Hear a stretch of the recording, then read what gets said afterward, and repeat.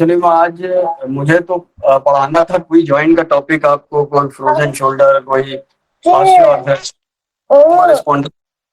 Disease. मगर मैंने सोचा कि आपको एक ऐसी चीज करूं जो आपसे रिलेटेड। हमारी सोसाइटी में हम लोग अपनी सोसाइटी के हेल्थ का बहुत ख्याल रखते हैं, मगर अपनी हेल्थ कहीं ना कहीं से मिस कर जाते हैं। तो उसके बारे में हम आज एक मैंने प्रेजेंटेशन बनाया था कि डॉक्टर्स किस तरह से अपनी हेल्थ के लिए अवेयर है। कुछ बीमारी देखिए डॉक्टर साहब ऐसी होती है जो हमको पता चलती है कि डायरेक्ट हमारे हमको हो गई, जैसे हमको मलेरिया हो गया या हमको कोई इन्फेक्शन, तो वो एक्यूट बीमारी होती है। अब यूनानी एतबार से हम ये सोचेंगे कि ये हार है और हमको पता चल जाता है, हम उसके लिए अवेयर भी हो जाते हैं, हम उसका ट्रीटमेंट भी करते हैं। मगर कुछ तरह की परेशानियां ऐसी होती हैं कि बहुत धीरे धीरे धीरे धीरे अंदर जब उसका कॉन्सिक्वेंसेस का जो है अलाम आने लगते हैं, जबकि वो बीमारी बहुत इसी टॉपिक पे हम लोग डिस्कस करेंगे। ये टॉपिक है सीवीडी, कार्डियोवास्कुलर डिजीज। अच्छा, कार्डियोवास्कुलर डिजीज जो है वो मेन टॉपिक नहीं है। मेन टॉपिक है इसके रिस्क फैक्टर। क्या हम इसके रिस्क फैक्टर से अवेयर हैं, और जो हमारी रिसर्चेज हुई हैं वो किस तरह से हुई हैं। जैसे आप लोग स्क्रीन पे देख रहे होंगे कि लगभग 17.5 बिलियन डेथ पर ईयर होती है। करीब 30% ऑफ ऑल डेथ है ग्लोबली। अभी ये 175 लाख हो गई। तो अभी हम लोग ने ये देखा कि एक बीमारी कोविड-19 फैली थी, उसमें कितनी डेथ हुई थी साल भर में? लगभग 65 लाख डेथ पर ईयर हुई थी। उसमें इतना हंगामा हो गया कि पूरी दुनिया हिल गई। और ये जो सीबीडी है उसमें 175 लाख पर ईयर हो रही है, जिसका कोई हंगामा नहीं। इसलिए क्योंकि ये एक्यूट नहीं हो रही है। इसके फैक्टर्स जो हैं वो धीरे धीरे धीरे धीरे हमारे बॉडी के अंदर आते हैं और ओवर ईयर्स ये डेवलप होते हैं। उसके बाद कार्डियोवास्कुलर डिजीज होती है। अब इसके फैक्टर्स में जो होते हैं वो आप लोग को सबको मालूम है: diabetes mellitus, hypertension, overweight and central obesity. ठीक है, लगभग जो इसके फैक्टर्स हैं और जो भी मैंने इसमें डेटा दिए हैं उसका रेफरेंस बाद में दिया हुआ है, ब्रैकेट में आप लोग रेफरेंस देख सकते हैं। तो इसका जो रिस्क फैक्टर है कार्डियोवास्कुलर डिजीज का, उस पर ज्यादा ध्यान देना है। भाई सीवीडी हो गई तो हो गई, अब तो उसका इलाज करना है हमें, मगर रिस्क फैक्टर को हम मिनिमाइज कर सकते हैं। अब रिस्क फैक्टर की बात हम अगर देख ले तो एक तो डायबिटीज मेलाइटस होता है। उसका जो है WHO का मोटा मोटा क्राइटेरिया ये है कि 180 मिलीग्राम पर डेसीलीटर के ऊपर रैंडम शुगर हो रही है तो ये डायबिटीज मेलाइटस कैटेगरी में आता है। हाइपरटेंशन 140-90 से ऊपर होगा, आपको मालूम। ठीक है, ओवरवेट जो होता है जिसको BMI कहते हैं, ये बहुत इंपॉर्टेंट है। हम अपनी क्लिनिक में अपना भी और मरीजों का भी सिर्फ शुगर और ब्लड प्रेशर नाप लेते हैं ज्यादातर, मगर उसकी BMI नहीं नापते। जबकि BMI जो होता है वो बेसिक है, यहीं से शुगर भी हो रही है और यहीं से डायबिटीज भी हो रहा है। तो BMI जो होता है वो generally weight to height ratio होता है। वेट किलोग्राम में लेते हैं और हाइट मीटर स्क्वायर में लेते हैं। तो आपका जितना वेट होगा अपॉन जो आपकी हाइट होगी उसका स्क्वायर कर देंगे तो आपका BMI निकल आएगा। जनरली ये WHO की गाइडलाइन से 18.5 से लेकर 25 तक ये नॉर्मल होगा। मतलब 18.5 से 25 तक अगर आ जाता है तो आप नॉर्मल हैं, आप हेल्दी इंडिविजुअल्स हैं वेट को लेके। अगर 25 से 30 के बीच में आता है तो आप होते हैं ओवरवेट, और 30 के ऊपर होता है ओबेसिटी। ओबेसिटी एक डिजीज है। तो ये बहुत जरूरी है कि यहीं से आप देखिए मेटाबॉलिक चेंजेस जो हो रहे हैं वो हमारे वेट को बढ़ा रहे हैं, वो मैं आगे बताऊंगा कैसे वेट को बढ़ा रहे हैं। दूसरा सेंट्रल ओबेसिटी, एक नया टॉपिक आजकल दुनिया में चल रहा है कि नहीं, बीएमआई से ज्यादा सेंट्रल ओबेसिटी बहुत इंपॉर्टेंट है। सेंट्रल ओबेसिटी जो होती है वेस्ट टू हाइट रेशियो, चाहे इंच में नाप ले, मगर दोनों ऊपर नीचे का बराबर होना चाहिए यूनिट। तो उसका रेशियो जो है फीमेल में 0.85 से ज्यादा होना चाहिए और मेल में 0.9 से ज्यादा होना चाहिए। समझे ना, ये आपका ओबेसिटी में आ जाता है। 0.85 से ज्यादा ओबेसिटी में आ जाता है, 0.9 से ज्यादा मेल में ओबेसिटी में आ जाता है। तो आप ये देखेंगे जब वेस्ट टू हाइट रेशियो है, अगर इसको हम 0.85 से कम रखना चाहेंगे तो हिप जो है, सॉरी वेट वेट जो वेस्ट टू हिप है, तो हिप का जो सरकमफरेंस है वो जब तक कि ज्यादा नहीं होगा, आप मैथ सोच के देखिए, जब आप वेस्ट अपॉन हिप कर रहे हैं तो हिप नीचे जब ज्यादा होगा तो अल्टीमेटली जो उसका डिवीजन होगा वो पॉइंट में आएगा। तो कहने का मतलब है वेस्ट कम होनी चाहिए और हिप का सरकमफरेंस थोड़ा ज्यादा होना चाहिए, तो ये नॉर्मल होता है। और ये आजकल क्या होता है, उल्टा होता है, हिप का सरकमफरेंस कम होता है और आपका वेस्ट का सरकमफरेंस बहुत जाता है, इसी को सेंट्रल ओबेसिटी कहते हैं। तो सेंट्रल ओबेसिटी का एक मानक है कि वेस्ट टू हिप रेशियो जो होता है फीमेल 0.85 से कम होना चाहिए और मेल में 0.9 से कम होना चाहिए। तो ये अपनी क्लिनिक पे अपने साथ ये हम लोग को क्राइटेरिया बहुत जरूरी है रखना कि हम कार्डियोवास्कुलर डिजीज को कैसे रोक सकें। अल्टीमेटली देखिए, जो शुगर होती है, ब्लड प्रेशर होता है, ब्लड प्रेशर से तो हम कोई मरीज मरता नहीं है, शुगर से तो कोई मरीज मरता नहीं है। शुगर के कॉन्सिक्वेंसेस होते हैं, हाइपरटेंशन के कॉन्सिक्वेंसेस होते हैं, इस्केमिक हार्ट डिजीज होती है, किडनी फेलियर होते हैं। तो ये जो चीजें हो रही हैं वो अल्टीमेटली ओबेसिटी की वजह से हो रही है।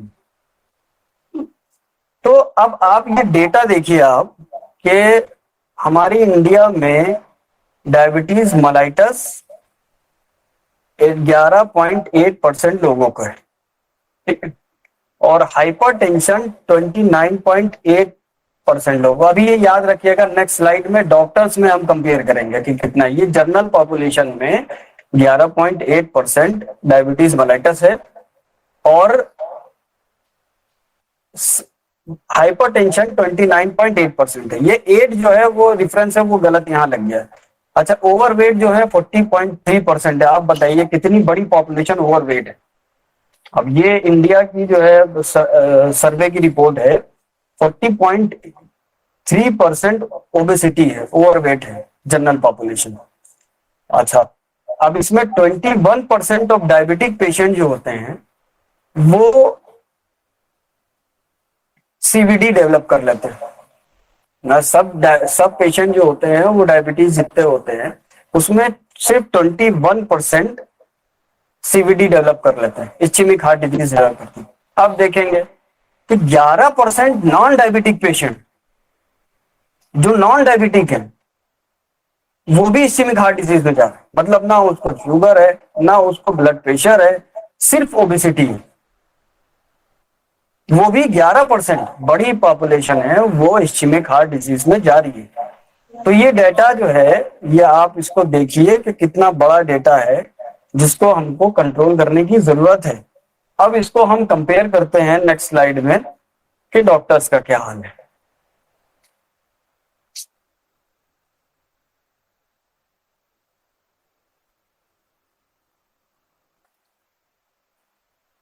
तो डॉक्टर के बारे में देखते हैं, जो सोसाइटी का सेवर है।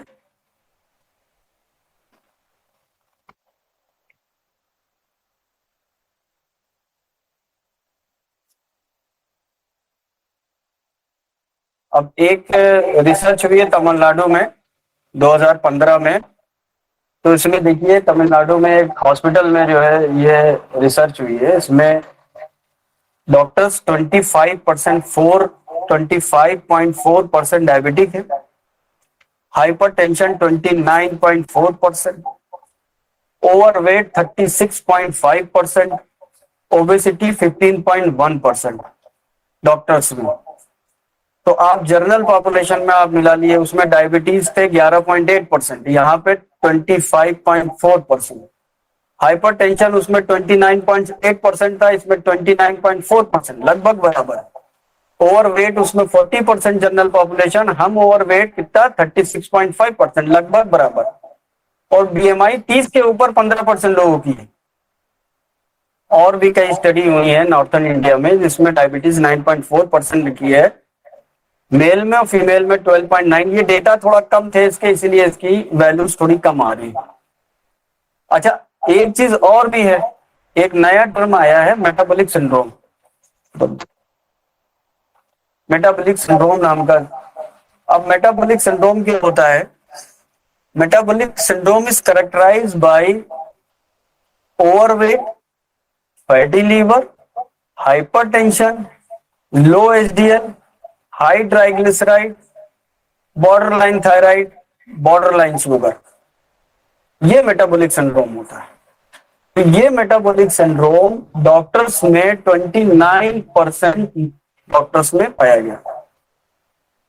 अब ये डेटा आपको डराने के लिए नहीं है या मेरे डरने के लिए नहीं है, ये अवेयर होने के लिए है कि कुछ ना कुछ गड़बड़ ऐसा हो रहा है डॉक्टर्स की लाइफ में।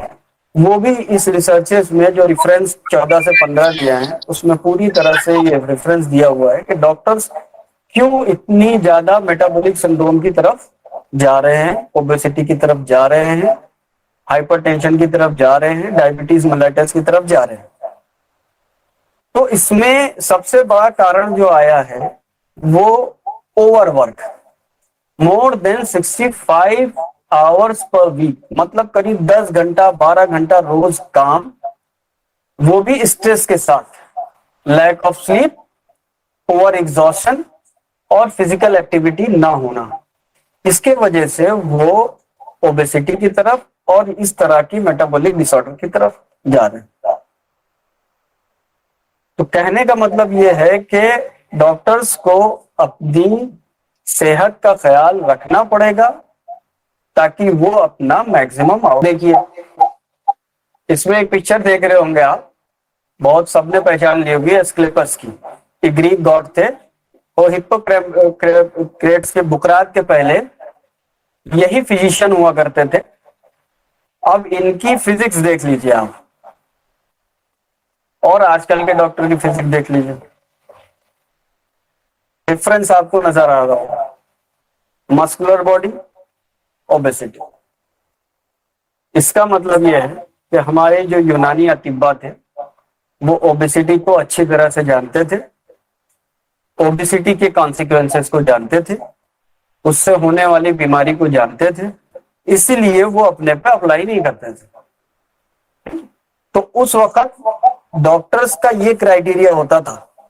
आज डॉक्टर्स का ये क्राइटेरिया है कि आप जितने मोटे, थुलथुले, गाल निकले हुए नजर आएंगे आप अच्छे डॉक्टर्स होंगे।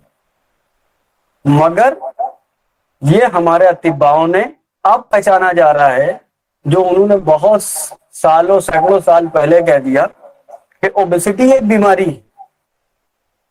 उन्होंने बहुत साल पहले कह दिया कि ओबेसिटी एक बीमारी है और उसको अपने पे अप्लाई किया। सिस्टम ऑफ मेडिसिन में अभी तो हम लोग ने रिसेंटली, क्योंकि जब हुआ ये कि जब एंटीबायोटिक्स खोजी गई, पेनिसिलिन खोजी गई, तो सारी रिसर्चेस और सारे एडवांसमेंट हमारे किस में आ गए? एलोपैथिक में आ गए। क्यों? क्योंकि पेनिसिलिन एक ऐसी चीज थी, इसने ड्रास्टिकली इंप्रूवमेंट दिखाया। फिर एंटीबायोटिक एंटीबायोटिक एंटीबायोटिक, और उसमें रिसर्चेस होती गई। और इस स्टाइल डिसऑर्डर जिसको यूनानी ने बहुत पहले रिकॉग्नाइज कर दिया था, उसको हम भूल गए, मगर धीरे धीरे उसने अपना जलवा दिखा दिया। आज को पूरी दुनिया में आपने देखा सीबीडी से 175 लाख लोग मर रहे हैं। अब लोग बात कर रहे हैं लाइफ स्टाइल डिसऑर्डर की। अगर ये कोविड ना आता तो लोग जो है ये इन्फेक्शस डिजीज भूल ही जाते। तो हमको इनफैक्ट जो है क्या हो गया कि आप लोग ये देखिए कि अगर प्रैक्टिस आप करते होंगे, मतलब आज से 10-15 साल पहले आप अपनी प्रैक्टिस को देखिए और आजकल की प्रैक्टिस को देखिए। तब के पैटर्न को देखिए और आजकल के पैटर्न को देखें, तो तब आपने देखा होगा कि जब आप प्रैक्टिस करते थे जीपी तो आपके पास कौन से मरीज आते थे, बहुत ज्यादा इन्फेक्शियस डिजीज के पेशेंट आते थे, मतलब आप diarrhoea, dehydration, jaundice, malaria, typhoid, बहुत ज्यादा इसी तरह के पेशेंट आते थे। बहुत कम, मेरे ख्याल से जीपी तो शुगर देखता ही नहीं था, ब्लड प्रेशर देखता ही नहीं था, ओबेसिटी देखता ही नहीं था। अब क्या है पैटर्न, आप चाहे जीपी करते हो, आपको इलाज आता ना हो, आता आता हो, आपको ये पेशेंट ज्यादा से ज्यादा मिलना शुरू हो गए होंगे। कौन से? Sugar, blood pressure, piles, obesity, skin disease, बालों का झड़ना, एंजाइटी, हार्ट डिजीज, ये सब चीजें जो है लाइफ स्टाइल डिसऑर्डर, आप ट्रीटमेंट कर पाए ना कर पाए, हर पेशेंट के साथ लगभग 50% के ऊपर लोगों को है। तो जब हमारे यूनानी सिस्टम ऑफ मेडिसिन ने इतने सालों पहले ओबेसिटी को, जिसको सामान्य मफरत कहा गया, इसको एक डिजीज की तरह रिकग्नाइज कर दिया, तो हम क्यों ना इसको ट्रीटमेंट के लिए आगे बढ़े, इसके ट्रीटमेंट के लिए आगे बढ़ना। तो अब उसकी देख लीजिए, कई लिटरेचर अवेलेबल है। अब देखिए हिप्पोक्रेट्स 460 बीसी, बिफोर क्राइस्ट, पहले फिजिशियन थे जिन्होंने ओबेसिटी को एक डिजीज की तरह डिस्क्राइब किया। जालिनूस, उन्होंने 119 से 200 एडी जो रहे वो, तो उन्होंने कहा कि लीन एंड थीन पर्सन, जो दुबले पतले लोग होते हैं, वो ज्यादा दिन तक के जीते। इब्न सेना ने ओबेसिटी का ट्रीटमेंट डाइट से दिया, जो आज हम लोग डाइट मॉडिफिकेशन करते हैं, वो डाइट से दिया। तो इसको यूनानी फिजिशियन छोटी मोटी चीजें ना समझे, डाइट का मॉडिफिकेशन बहुत ट्रेंड में है, और इसमें आप समझ लीजिए जादू की तरह इफेक्ट ले सकते हैं। अब उसको आप ये समझ लीजिए कि सेंटर में ओबेसिटी है। अगर आप ओबेसिटी को समझ लेंगे कि किस तरह से ओबेसिटी हो रही है, तो आप यूनानी के साथ, डाइट मॉडिफिकेशन के साथ, इस कॉन्सिक्वेंसेस को खुद में भी कम कर लेंगे और जनरल पॉपुलेशन में भी पॉपुलर हो जाएंगे। मेरे पास कई पेशेंट आते हैं जिनका एक एक महीने में 10-10 किलो वजन कम हो, फैटी लीवर 0 हो गया, 3 ग्रेड से 1 ग्रेड हो गया, ब्लड प्रेशर रेंज 140/90 था 130/80 हो गया। और दूसरी चीज ये, आर्थराइटिस के पेन कम हो गए, क्योंकि एक्चुअली में मैं ऑस्टियो आर्थराइटिस देखता हूँ। ऑस्टियो आर्थराइटिस आप जानते हैं कि नी में ज्यादातर होती है, तो उसमें क्या होता है, ज्यादातर पेशेंट बहुत ज्यादा वेट के साथ आते हैं, तो मेरी मजबूरी है कि उसमें रिस्पॉन्स लाने के लिए हमको वेट कम कराना पड़े। तो ऑस्टियो आर्थराइटिस में क्या होता है कि भाई उसको भगा के या उसको एरोबिक एक्सरसाइज करके वेट तो कम नहीं कर सकते, नहीं तो नी इसकी और इंजर्ड हो जाएगी। तो हम उसको डाइट प्लान पे रखते हैं ताकि उसकी ओबेसिटी कम। लोग कहते हैं कि डाइट प्लान से हम कम नहीं हो पाता, तो उसको समझना पड़ेगा कि ओबेसिटी किस तरह हो रही है। देखिए, एक टर्म होता है इंसुलिन रेजिस्टेंस, बहुत लोगों ने सुना होगा, बस यही मेन है। इंसुलिन एक ऐसा हार्मोन है जिसको आप ये कह सकते हैं बिग एलिफेंट इन रूम, मतलब एक कमरे में जो हाथी है वो इंसुलिन। इंसुलिन को आप ये जान लीजिए कि इंसुलिन एक स्टोरेज हार्मोन है, वो आपकी ग्लूकोज को स्टोर कर देता है। कैसे करता है? जब आप कोई चीज खाते हैं, जिसका, अब जो खाने होते हैं, जो हम लोग डाइट लेते हैं, उसमें इंसुलिन सेंसिटिविटी अलग अलग होती है। उसमें कार्बोहाइड्रेट का लोड, शुगर का लोड अलग अलग होता है, तो उससे इंसुलिन अलग अलग सेंसिटिव होती है। जैसे कार्बोहाइड्रेट से बहुत ज्यादा सेंसिटिव होती है, शुगर से बहुत ज्यादा सेंसिटिव होती है, प्रोटीन से कम होती है, और फैट से लगभग ना के बराबर इंसुलिन सेंसिटिव होती है। तो जब हम कोई चीज खाते हैं, कार्बोहाइड्रेट खाते हैं या जो इंसुलिन को सेंसिटाइज करती है, इंसुलिन जो होती है विद इन 5 मिनट बूम कर जाती है। वो सिक्रीट जो करती है वो इसी तरह से करती है जैसे आप एग्जाम्पल मान लीजिए कि एक गांव में आप वो जनरेटर चलाते हैं, वो जिसको खेती करने के लिए ट्यूबवेल पंप, तो आपने खोला तो गुड़ गुड़ गुड़ गुड़ गुड़ गुड़ गुड़ करके फट से उसने जो है पानी निकालना शुरू कर दिया। और जब पानी निकाल आपको जरूरत पड़ गई, आपने बंद कर दिया, तो वो उसी रफ्तार धीरे धीरे धीरे धीरे धीरे करके बंद हो गया। इसी तरह इंसुलिन का रिस्पॉन्स होता है। जब हम कोई चीज खाते हैं तो विद इन 5 मिनट इंसुलिन निकलती है, पीक लेवल पे पहुंचती है, 5 से 6 घंटे में नॉर्मल लेवल पे आ जाती है। तो मान लिया आपकी नॉर्मल लेवल 8 या 9 यूनिट का इंसुलिन का है, वो गई 20-25 तक, और फिर बाद में नॉर्मल 5-6 घंटे में आ गई। तो इसमें जब भी हम खाएंगे, आप ये ना सोचिए कि हम जब खाना खाएंगे तभी इंसुलिन रिलीज होगी। हम जो कुछ भी खाएंगे तब इंसुलिन होगी। आजकल बहुत इंपॉर्टेंट टर्म चल रहा निबलिंग। एक होता मील, जिसको हम कहते हैं एक्चुअली में हमने खाना खाया, दोपहर में पूरी थाली सजा के रोटी सब्जी गोश्त चावल इसको खाना खाया, रात में खाना खाया, मगर सुबह जब उठे तो एक बादाम मुंह में डाल लिया, थोड़ी देर के बाद एक बिस्कुट मुंह में डाल लिया, ऑफिस गया कोई चाय पी रहा था साथ में चाय पी ली, एक बिस्किट खा लिया, दोपहर में रास्ते में रुक के कुछ खा लिया, तो उसको हम लोग खाने में नहीं जोड़ते, उसको कहते हैं निबलिंग। तो जितनी बार आप निबलिंग करते हैं, इस इररिस्पेक्ट ऑफ अमाउंट ऑफ ईटिंग, आप अपनी इंसुलिन को सेंसिटाइज कर देते हैं। इंसुलिन बूम से निकलती है। हाँ, ये बात अलग है, अब ज्यादा खाते हैं तो ज्यादा निकलती, कम खाते हैं कम निकलती है, मगर बीटा सेल अपना काम कर देते हैं। तो अगर आप दिन में 3 मील लेते हैं तो क्या होता है, इंसुलिन एक मील में बढ़ी, 5-6 घंटे में आपकी वापस आ गई, कुछ बीटा सेल ने रिलैक्स किया, फिर आपने 6-7 घंटे के बाद फिर मील लिया, फिर इंसुलिन बढ़ी, फिर 5-6 घंटे के बाद आई, बीटा सेल ने रिलैक्स किया, और फिर आपने 5-6 घंटे के बाद 3 मील ले लिया, तीसरा मील ले लिया फिर।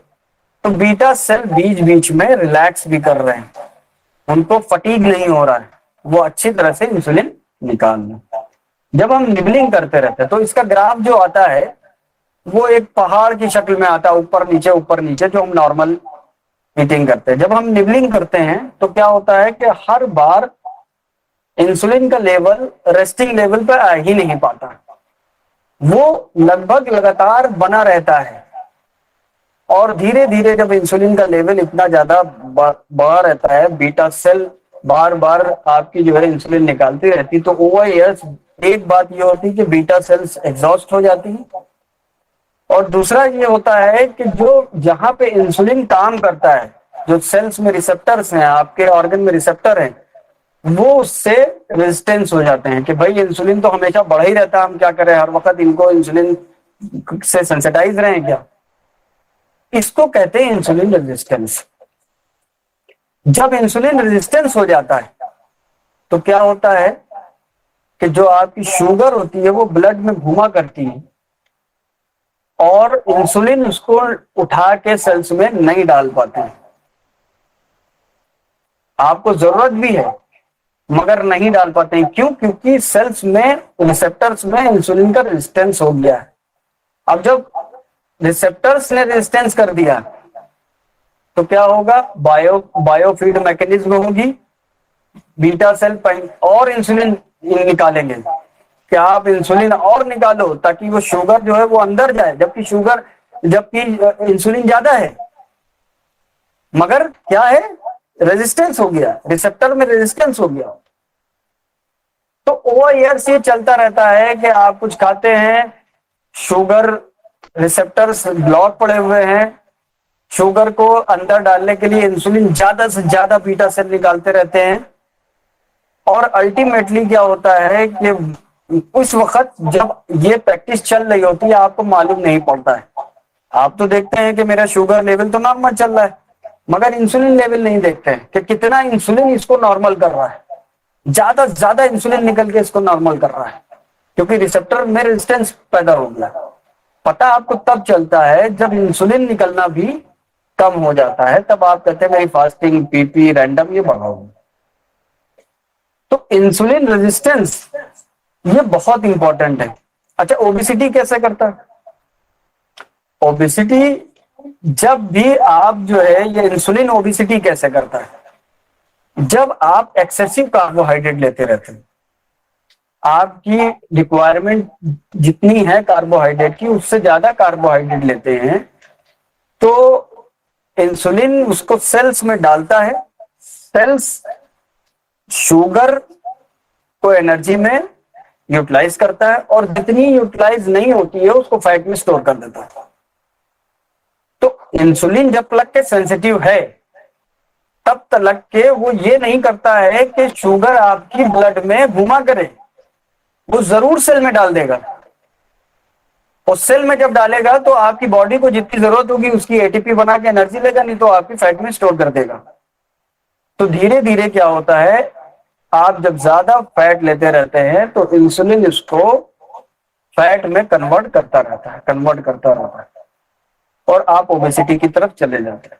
और धीरे धीरे इंसुलिन रेजिस्टेंस भी होता है और आप जो है डायबिटीज और हाइपरटेंशन ये सब होता है। इंसुलिन एक ऐसा हार्मोन है जो आपकी आर्टरीज, वेन को भी पैरालाइज कर देता है। एक्सेसिव इंसुलिन अगर आप सिक्रीट कर रहे होंगे, आपकी कंस्ट्रक्शन की पावर, वेनस और आर्टरीज की कंस्ट्रक्शन की पावर कम कर देगा, इसलिए हाइपरटेंशन हो जाता है। आप ये सोचते हैं कि ओबेसिटी हो गई है, तो ओबेसिटी क्यों हुई है? तो इसको कहने का मतलब ये है कि जब हम कोई पेशेंट देखते हैं, हम समझ जाते हैं डायबिटीज, हाइपरटेंशन, ओबेसिटी है, हम कभी इंसुलिन नहीं कराते उसका, तो उसकी फास्टिंग पीपी इंसुलिन करा लीजिए आप। अगर उसको शुगर नहीं होगी, ब्लड प्रेशर नहीं होगा, ओबेसिटी होगी, फैटी लीवर होगा, तो उसका इंसुलिन जरूर जरूर मोस्ट ऑफ केस में बड़ा होगा। तो आप समझ जाइए कि इसको इंसुलिन रेजिस्टेंस हो रहा है। अगर आप अभी डाइट का मॉडिफिकेशन नहीं करेंगे, इंसुलिन इसको बहुत ज्यादा सिक्रीट करवाना बंद नहीं करेंगे, तो फिर ये इंसुलिन रेजिस्टेंस इसको जाके डायबिटीज और हाइपरटेंशन में चेंज कर देगा। अब इंसुलिन रेजिस्टेंस कैसे होता है, या इंसुलिन बहुत ज्यादा सिक्रीट कैसे होती है? जब ज्यादा सिक्रीट होगी तभी रेजिस्टेंस होगा। सेडेंटरी लाइफ, बैठे बैठे सुबह उठे, हाथ मुंह धोया, नाश्ता किया, क्लिनिक चले गए, बैठे रहे, क्लिनिक से लौटे, घर में आए, खाना पीना खाया, सो गए, रात में उठे, फिर गाड़ी स्टार्ट की, क्लिनिक गए, प्रैक्टिस की, फिर घर आए, खाना खाया, सो गए। तो कदमों को देखिए, मुश्किल से 20-50 कदम डेली। तो सेडेंटरी लाइफ, कोई एक्सरसाइज नहीं, एक्सेसिव कार्बोहाइड्रेट डाइट, क्योंकि जितनी कार्बोहाइड्रेट, आपने कहा था कार्बोहाइड्रेट से सबसे ज्यादा सेंसिटाइज होती है इंसुलिन। जितनी आप कार्बोहाइड्रेट लेंगे उतना इंसुलिन सेंसिटाइज होगा, उतना इंसुलिन सेक्रेट होगा, उतना जो बीटा सेल एग्जॉस्ट करेंगे उतना रेजिस्टेंस बढ़ जाएगा। जितनी आपको जरूरत नहीं है उतनी इंसुलिन सेक्रेट होगी और ज्यादा कार्बोहाइड्रेट आपका फैट में चला जाएगा, आपको एनर्जी की जरूरत तो है नहीं। तीसरी चीज ये है, चौथी चीज सबसे इंपॉर्टेंट है, इसमें आप देख रहे होंगे फ्रीक्वेंसी ऑफ ईटिंग। मतलब आप ये ना सोचिए कि हमने आज खाया ही क्या, हमने खाना ही नहीं खाया आज। हमने 2 बिस्किट सुबह खाए थे, 4-5 घंटे के बाद 2-4 खजूर खाई थी, उसके बाद हमने बादाम खाए थे, फिर एक चाय पी थी, फिर एक समोसा खाया था, फिर एक कोल्ड ड्रिंक पी थी, फिर एक लस्सी पी थी, फिर रात में हम चाय पी के सो गए। हमने खाया क्या था ना? Frequency of eating, amount of eating नहीं। अब ये कैलोरी इन और कैलोरी आउट का जो है, ये जो फंडामेंटल है, ये एब्सोल्यूट हो गया, खराब हो गया। तो जितनी बार आप ईटिंग करते हैं, मुंह में कुछ रख के चबाते हैं, उतनी बार इंसुलिन आपके शरीर से सिक्रीट होता है और फिर वो अंदर काम करता रहेगा। तो सबसे पहले ओबेसिटी बचने के लिए आपको फ्रीक्वेंसी ऑफ ईटिंग को कम करना पड़ेगा। Maximum 3 frequency of eating. सुबह नाश्ता कर लिया 8 बजे, फिर नाश्ते से खाने के बीच में आपको कुछ नहीं खाना। भूख लगेगी गर्म पानी पिएंगे, नींबू पानी पिएंगे, ग्रीन टी पिएंगे, मगर कोई ऐसी चीज नहीं खाना है जिससे इंसुलिन बार बार सेंसिटाइज हो। एक बार निकल गई, फिर दोपहर में आपको खाना खाना है, फिर दोपहर में खाने के बाद रात के बीच में आपको कुछ नहीं खाना, 3 मील हो।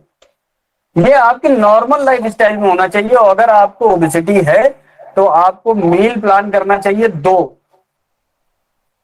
केवल 2 मील प्लान करिए और अपने पेट को खाली छोड़ दीजिए, ताकि आपकी इंसुलिन की सेंसिटिविटी बढ़ जाए।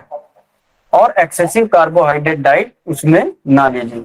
जब तक कि कोई और मेटाबॉलिक आपको डिसऑर्डर ना हो, आप कार्बोहाइड्रेट को मिनिमम रखिए, प्रोटीन रखिए, फैट रखिए, कोई दिक्कत नहीं होगी इंशाल्लाह।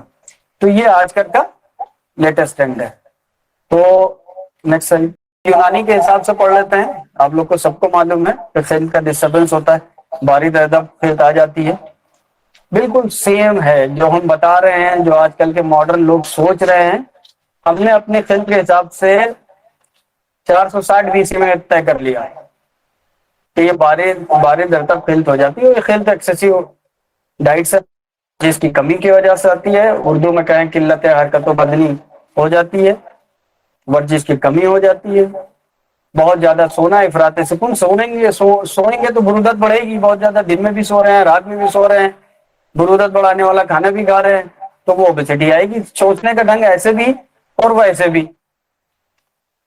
तो अतिब्बा ने ऑलरेडी, देखिए कॉज भी लगभग अगर हम कोरिलेट करें तो मॉडर्न से लगभग मैच कर जाते हैं, तो पहले से बताएं हमको।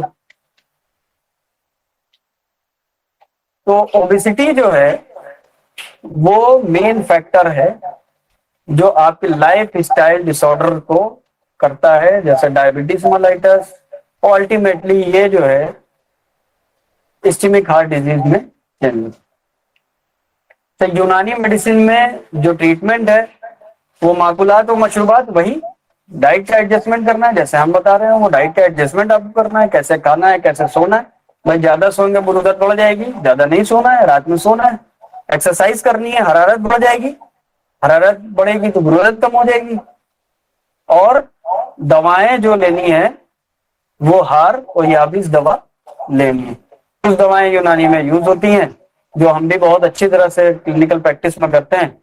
सफूक मुअज्जिल का वो कंटेंट भी है। और एक दवा है इसमें मुकुल, मुकुल पर रिसर्च बहुत है। ये थायराइड के फंक्शन को बढ़ाती है, इसका 100% रिसर्च हो चुका है, आप देख लीजिएगा नेट पे। थायराइड के फंक्शन को बढ़ाएगी, मेटाबॉलिक रेट को बढ़ाएगी, ओबेसिटी कम कर देगी। हमारे अतिबाओं ने मुकुल को बढ़िया वेट लॉस में यूज किया। बाकी बादियान है, कमून है, लके मकसूल है, दारचीनी है, ये सब चीजें जो हार खुश्क दवाएं हैं इसको आप यूज कर सकते हैं। और मिजाज का तादील करते हैं, इससे मिजाज जो है आपको बुरूदत से जो है आपका अपने तादील मिजाज की तरफ आ जाएगा। और एक चीज और, हॉट ऑयल मसाज भी करते हैं यूनानी में, और उससे भी काफी जो है वेट का रिडक्शन होता है, जो फैट का रिडक्शन होता है। क्योंकि होता यह है कि ग्लाइकोजन जो होता है वो आपका 2 जगह डिपॉजिट होता है। जब आपकी जो है एक्सेसिव शुगर हो जाती है तो लीवर क्या होता है कि ज्यादातर ग्लूकोज को ग्लाइकोजन में कन्वर्ट कर देता है, जिसको स्टोर कर लेता है आगे एनर्जी के लिए।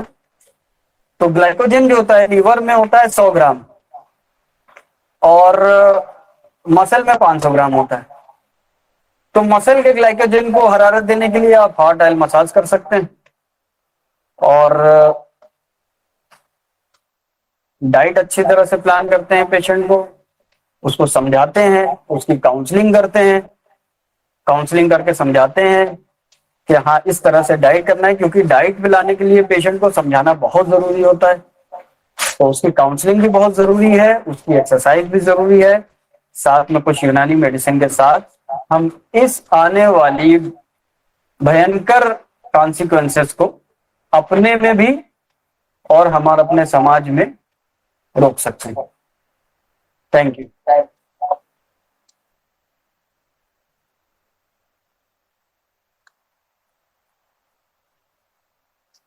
कुछ पूछना चाह रहे हो तो आप पूछ सकते हैं।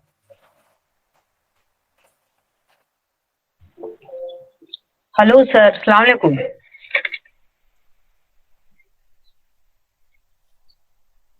नहीं जा रही आप। जी बताइए। हेलो।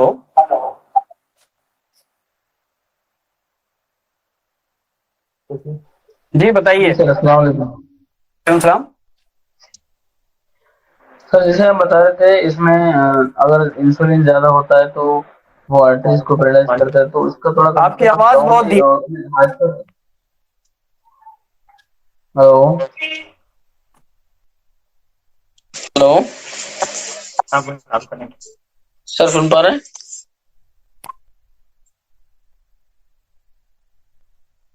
वॉइस ब्रेक हो रही है। आप पूछिए। हाँ बताइए।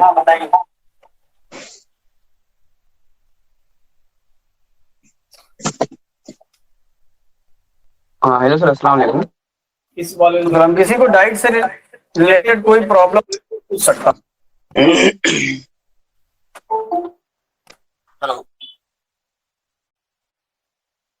वालेकुम वालेकुम सलाम। सलाम। जी जी बताइए। बताइए।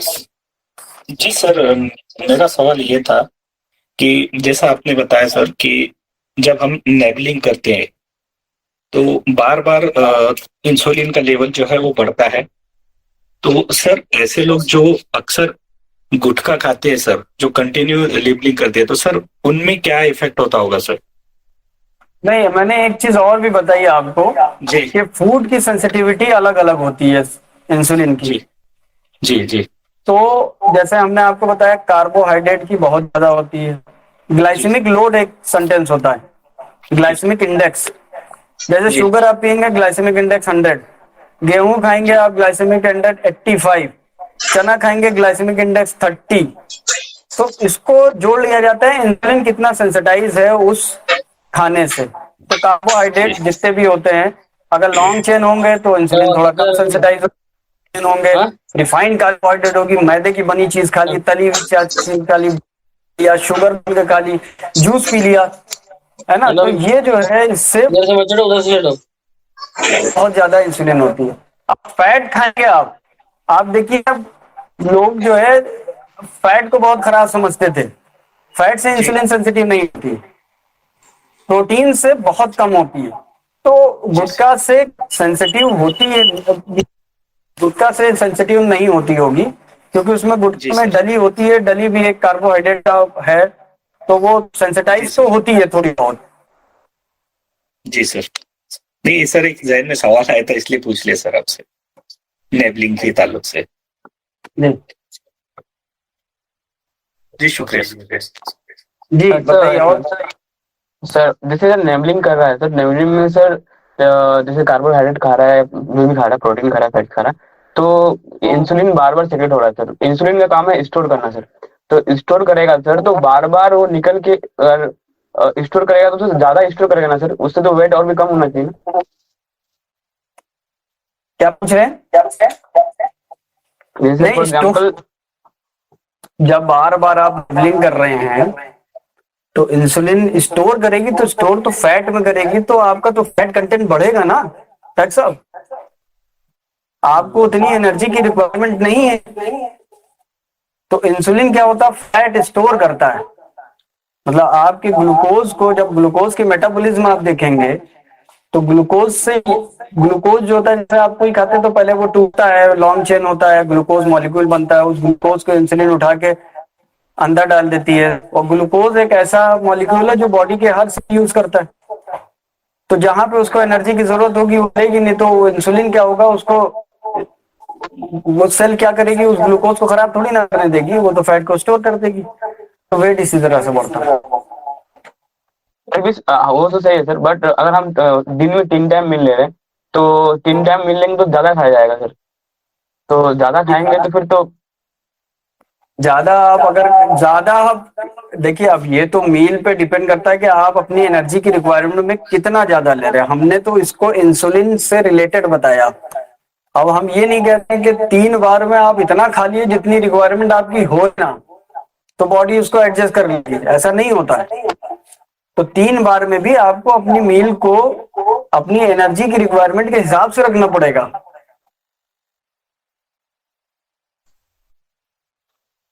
और सर एक चीज कर सकते हैं सर, जो ओबीस पेशेंट है उसको हम कार्बोहाइड्रेट कम दें और प्रोटीन ज्यादा दें तो ये हो सकता है दो ओबीस सर। पेशेंट है, 2-3 काम करने हैं। क्या करना है सर? देखिए, हम लोग एक्चुअली में देखिए इंसान की हिस्ट्री 20 लाख साल पुरानी है, ठीक है।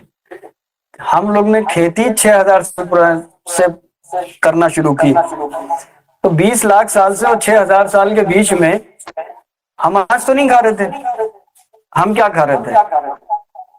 हम जानवरों का शिकार करते थे, उसको खा लेते थे। जब मिलता था तब खाते थे, और जब नहीं मिलता था तो भूखे रहते थे। तो ओबीस पेशेंट को भी ऐसे ही करना है कि आपको उसको फास्टिंग एंड फीस्टिंग कराना है। फास्टिंग के वक्त वो अपनी स्टोर्ड एनर्जी का यूज करेगा और तभी फैट घुलेगी, और बाद में उसको फीस्टिंग कराना है, और वो भी उसमें प्रोटीन का कंटेंट ज्यादा होगा, तो इंसुलिन की सेंसिटिविटी कम हो जाएगी। ठीक है सर इसमें रेड मीट कैसा रहेगा सर? रेड मीट तो बढ़िया होता है, मतलब आप लॉजिकल देखें रेड मीट से कोई मतलब नहीं, मतलब कोई भी दिक्कत नहीं है। अगर उसको कोई और प्रॉब्लम ना हो रेड मीट से, उसकी रेड मीट से इंटेस्टाइन सेंसिटिव ना हो, उसको बदहजमी ना हो जाती हो, उसका यूरिक एसिड लेवल ना बढ़ जाता हो, तो रेड मीट में कोई दिक्कत नहीं है। सर लोगों को मिथ है ना सर, जो गोश्त खाएंगे तो मोटा हो जाएंगे या ऐसे वैसे। आज रोटी खाएंगे तब मोटा होंगे डॉक्टर साहब। नहीं लोगों का मिथ जो सर। बॉडी एनर्जी लेती है, गोश्त को स्टोर कर देती है। जब आप गोश्त खाएंगे और रोटी नहीं खाएंगे तो प्रोटीन से बॉडी एनर्जी लेने लगेगी, और अदर सोर्स ऑफ एनर्जी होती है कीटोन। कीटोन भी एक सोर्स ऑफ एनर्जी होती है। ये एक लंबा टॉपिक, ठीक है। Thank you sir. Okay. Sir मैं अक्सर डायबिटीज पेशेंट को फ्रूट और सैलेड की डाइट यूज करा के उसका शुगर कंट्रोल करता हूँ, प्लस कुछ यूनानी मेडिसिन है साथ में, वो भी चलाता हूँ, तो बहुत ही जल्दी कंट्रोल हो जाता है सर। पेशेंट का 500 फास्टिंग वाला भी 200-250 तक आ जाता है सर विद इन 1 मंथ। तो उसमें वही है ना कि आप फ्रूट्स और सैलेड के साथ कुछ और नहीं दे रहे।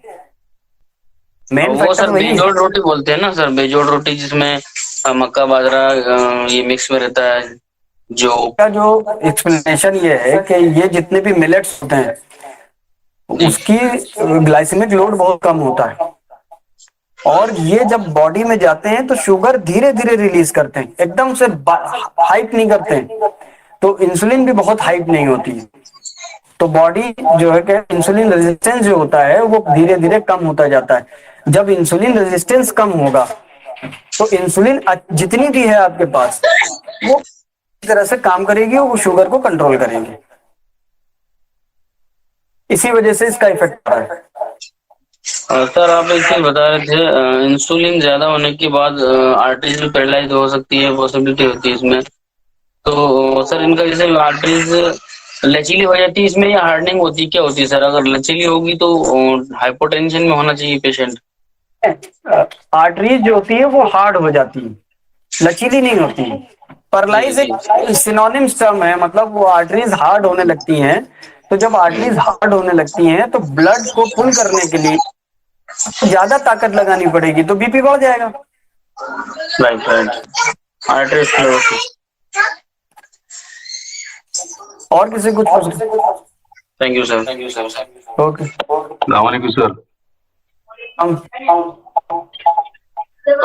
सर कार्डियक आईटी के लिए सर कौन सी एक्सरसाइज ज्यादा बेटर है? एक्सरसाइज कार्डियक प्रॉब्लम्स के लिए आईटी है या फिर ट्रिपल वेसल डिसीज है, तो वो पेशेंट के लिए कौन सी एक्सरसाइज अच्छी रहेगी? ऐसे पेशेंट के लिए डॉक्टर साहब एक्सर्शन कभी नहीं देते हैं पेशेंट को। पेशेंट को एक्सर्शन कभी नहीं देते, वेट ट्रेनिंग कभी नहीं कराते हैं, और उसको एक्सरसाइज के दौरान पे हार्ट रेट देखते रहते हैं कि ये एक्सरसाइज करने के बाद जैसे उसका एक्सरसाइज शुरू की उसने, उसका बेसल हार्ट रेट जो है वो 80 85 90 है, और उसने एक्सरसाइज शुरू कर दी। आपने कोई भी एक्सरसाइज शुरू कर दी, ठीक है, आप उसको मान लिया वॉकिंग के लिए बताते हैं, मान लिया 10 मिनट वॉकिंग करिए उसने। 10 मिनट वॉकिंग के बाद उसका हार्ट रेट बेसल रेट कितनी जल्दी आ जाता है। अगर उसका हार्ट रेट 5 मिनट के अंदर बेसल रेट पे आ जाता है, तो इसके मतलब वो एक्सरसाइज उसके लिए बेटर है, तो वो उसके साथ प्लान कर लेता है। तो कोई एक्सर्शन वाली एक्सरसाइज उसको नहीं बताते, और धीरे धीरे प्रोग्रेसिव मॉडिफाई करते रहते हैं इसको। ये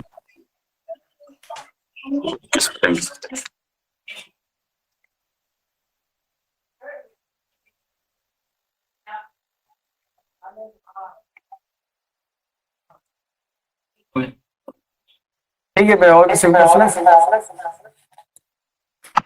नेक्स्ट तो हम करेंगे, वो आपके साथ जो क्लिनिक में आपका पॉस्चरल प्रॉब्लम होती है, ज्यादातर डॉक्टर्स को बैकएक होने लगता है, डॉक्टर ज्यादातर बैकएक से ज्यादा सर्वाइकल पेन रहने लगते हैं। वो क्यों रहते हैं, कैसे अपनी क्लिनिक को मॉडिफाई करें, कैसे आप अपने मोबाइल को यूज करें पेशेंट देखने के दौरान, है ना, और किस तरह से आपका पॉस्चर होना चाहिए, क्योंकि पॉस्चर जैसे इसमें हमने आपको बताया सीवीडी बहुत बड़ी बीमारी है, ओबेसिटी कोई समझता नहीं है, इसीलिए सर्वाइकल स्पॉन्डिलाइटिस बहुत बड़ी बीमारी है और पॉस्चर कुछ समझता नहीं है कोई, और अगर पॉस्चर आप करेक्ट कर ले कोई बीमारी होगी नहीं। उसका फिजियोलॉजिकल बायोमैकेनिज्म मैं आपको कोशिश करूंगा बताऊं, ताकि आप अपने क्लिनिक में फिट एंड फाइन पेशेंट को देखते रहे।